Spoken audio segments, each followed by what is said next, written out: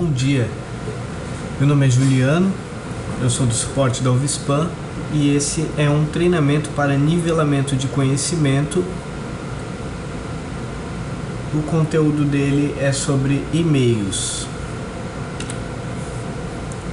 Esse treinamento foi solicitado pela nossa direção com o objetivo de nivelar o conhecimento dos colaboradores a respeito do uso de e-mails, da troca de mensagens eletrônicas e também apresentar algumas boas práticas de uso dessa ferramenta, além de algumas outras ferramentas da família Google.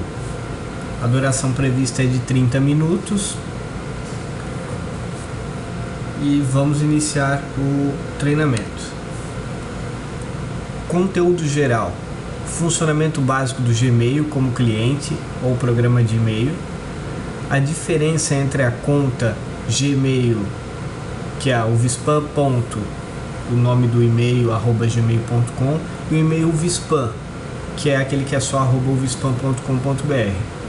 Instruções sobre coleta manual de mensagens, instruções sobre como usar o para, com cópia oculta, assunto, o corpo da mensagem e o anexo. Instruções sobre respostas e copiados nas respostas. Instruções sobre prazos de resposta, recomendações. Então, o funcionamento básico do e-mail. O correio eletrônico, que é conhecido popularmente como e-mail, né, que vem de electronic mail, ele serve para troca de mensagens ali, correspondências eletrônicas, né? Ele não é um serviço de mensagem instantânea, como o Skype, o WhatsApp, o MSN Messenger. Ele troca correspondências mesmo, então como se fosse uma carta. Ele tem um serviço que faz a coleta e a entrega dessa correspondência no destinatário, assim como acontece nos correios. Eu tenho um carteiro que coleta essa correspondência, eu tenho um centro de distribuição, que seria parecido com o centro dos correios lá, e eu tenho um carteiro que vai entregar a correspondência lá para o destinatário. Então eu tenho tudo isso em forma eletrônica, em forma virtual, né? A mensagem não vai diretamente daqui do remetente para o destinatário, sem passar por esses pontos. Então vamos às diferenças entre contas, aquela questão que eu falei do Gmail e o UVSPAN. Hoje todo usuário que usa e-mail, ele tem uma conta do Gmail, que é uma conta Google. Ela é usada para fazer o login ali no Gmail e para acessar todas as ferramentas do Google, incluindo ali o Google Drive, que muitos setores já usam como para armazenamento de arquivos, muito parecido com o Public que temos ainda, né, no servidor, que é o servidor de documentos, servidor de arquivos. Acesso também à ferramenta do calendário ou agenda do Google, além do Gmail. Então, todos que têm um e-mail @uvspan.com.br tem também um e-mail que é uvspan.nome do cargo, normalmente @gmail.com. Esse e-mail ele pode ser usado para enviar mensagens também, mas não é recomendado, porque o Gmail ele define que tem um número limite de mensagens que podem ser enviadas dentro de um período de tempo. Excedendo esse limite, a conta fica bloqueada por tempo indeterminado. Então nós usamos o Gmail hoje como um programa para configurar o nosso e-mail da UVSPAN lá dentro, como se fosse o Thunderbird ou Windows Live Mail. Ele é um cliente de e-mail. Já a conta da UVSPAN é a conta oficial, que traz o domínio da nossa empresa, que é o mesmo do nosso website, @uvspan.com.br. Então todos os endereços oficiais da UVSPAN são @uvspan.com.br. E é através dessa conta que os e-mails são enviados e recebidos. Vou mostrar essa diferença na prática aqui na tela. Aqui eu estou com a tela do meu Gmail aberta. Então quando eu vou escrever um e-mail novo, ele aparece aqui já que eu estou enviando a partir de suportn1@uvspan.com.br. Esse é meu e-mail oficial da UVSPAN. Só que simultaneamente eu tenho configurado a conta ovespam.support@gmail.com. Essa é minha conta do Google, usada para entrar aqui no cliente Gmail. Então o padrão é eu enviar por @ovespam. Embora as duas estejam configuradas para envio e recebimento. Então aqui eu mostrei a diferença. Para vocês entenderem um pouco mais tecnicamente, aqui nas configurações eu tenho as contas e importação. Aqui dentro das contas adicionais é onde eu incluí o meu e-mail do Ovespam. Então ele está incluso dentro da conta do Gmail. Então eu tenho dois remetentes para envio, né? ovespam.support@gmail e suportenew@ovespam.com, que está definido como padrão. Voltando à apresentação, o próximo item é a instrução sobre coleta manual de mensagens. Hoje, como sabemos, existem momentos em que o Gmail demora para coletar uma mensagem que você já recebeu na caixa da Ovespam. Isso acontece porque o Gmail usa um algoritmo deles mesmo, próprio, que escolhe quando é mais oportuno recolher e-mails, coletar os e-mails. Ele leva em conta diversos fatores, velocidade no tráfego da internet e tudo mais. Então eu vou mostrar como é que faz essa coleta manual, é meio que forçar a coleta. Eu quero que seja coletado naquele momento. Então é bom fazer isso quando você vê que está... Bom, depende da regularidade que você recebe e-mails, né? Vamos supor que você recebe vários e-mails em uma hora e você está uma hora sem receber e-mails. Então é prudente fazer essa coleta manual. Como é que se faz isso? Aqui no seu Gmail, você vem aqui na engrenagem, que são as configurações, clica em configurações, vai até na aba contas e importação, procura o e-mail que está associado à sua conta. Aqui tem gente que tem mais de um desse, por exemplo, o comercial às vezes tem configurado aqui o da nota fiscal, o de coleta, o de pedido. Então você vem aqui e clica em verificar se há e-mails agora. Então ele vai verificar para aquela conta. Você pode repetir isso para todas as contas que você tiver configurado. Clicando aqui, ele vai forçar a verificação naquele momento. Então ele tinha verificado há 1 minuto atrás. Há 1 minuto atrás ele tinha coletado um e-mail. E agora ele terminou a coleta, coletou um e-mail. Então essa é a coleta manual de e-mails. Ali eu posso forçar a coleta na hora. Então esse e-mail eu já tinha recebido ele caiu na minha conta da Ovespam, só que o Gmail não tinha coletado. Eu fui lá e forcei a coleta, estou com ele aqui na minha caixa de entrada. O próximo item é sobre o uso das caixas lá quando você vai enviar o e-mail.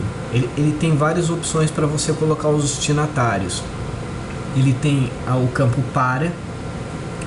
Então, quando o seu nome está ali no campo para, você recebeu um e-mail, o seu nome está como para, você deve obrigatoriamente responder esse e-mail, ou pelo menos dar ciência de que recebeu, porque esse e-mail era especificamente para você. A mesma coisa acontece quando você for enviar o e-mail, se aplica essa regra. Ali no para você coloca as pessoas, os destinatários que são específicos para aquele assunto. Então são as pessoas que vão tomar aquelas providências, vão analisar aquela solicitação, as pessoas realmente responsáveis pela mensagem que você está mandando. O campo CC, que é com cópia, ele é assim, você copia uma pessoa para dar ciência de que aquele e-mail foi mandado.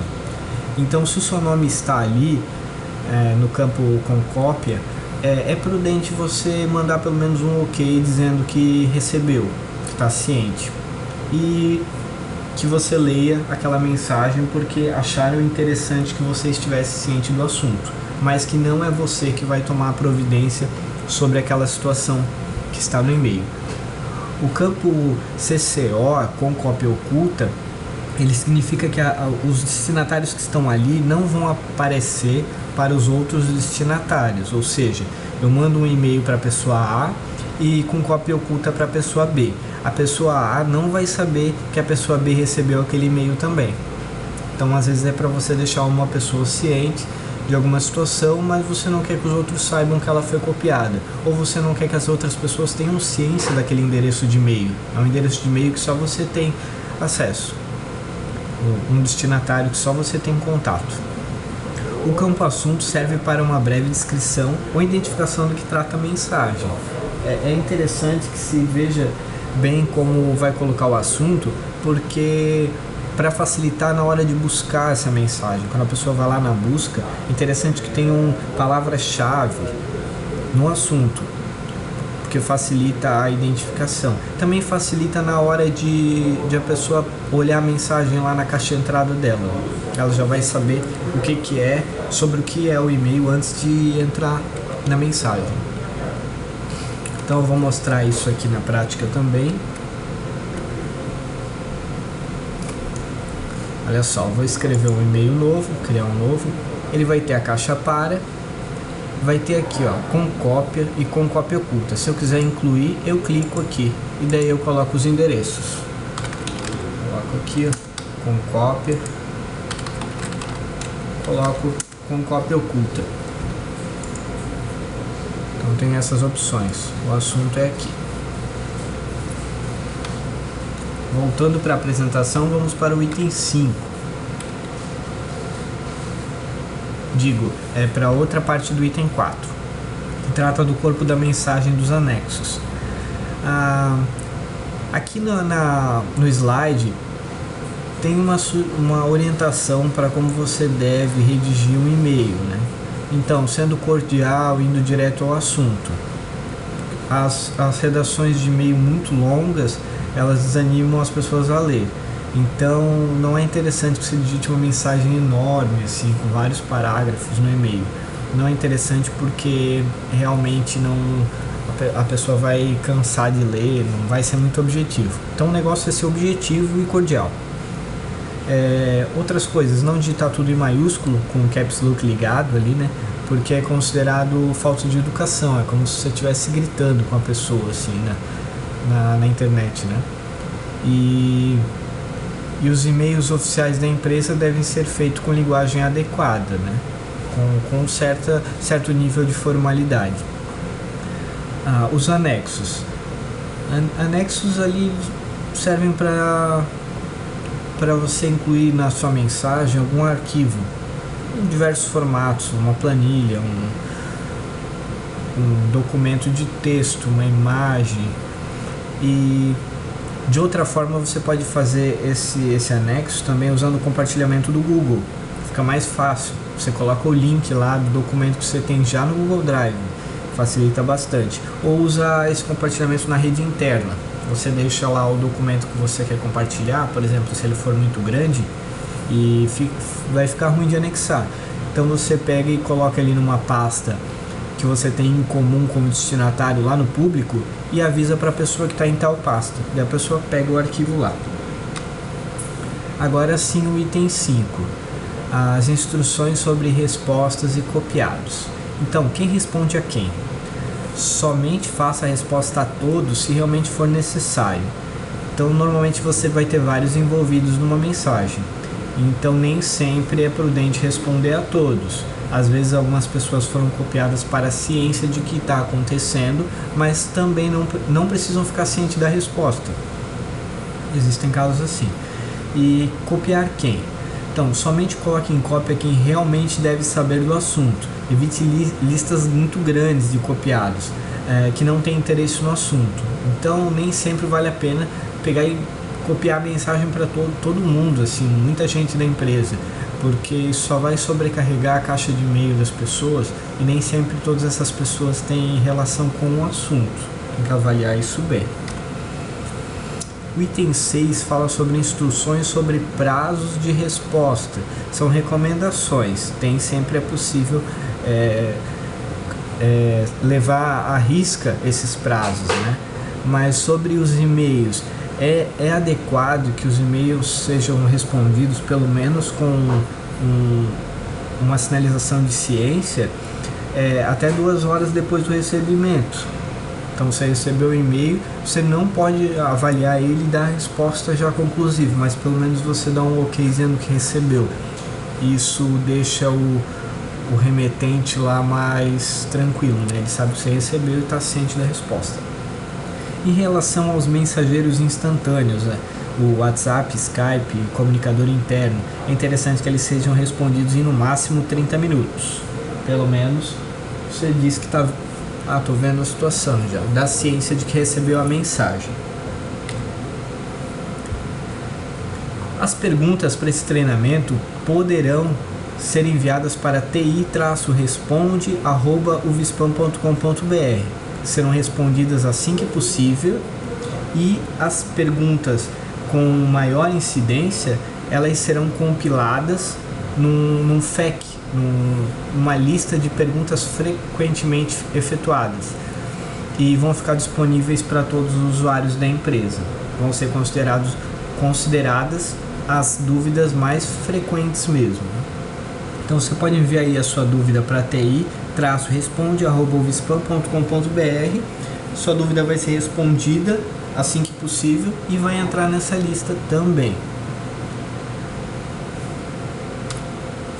Muito obrigado pela participação e espero que tenham tido um bom treinamento e que façam uma boa avaliação de desempenho, de assimilação, que vai ser aplicada na sequência.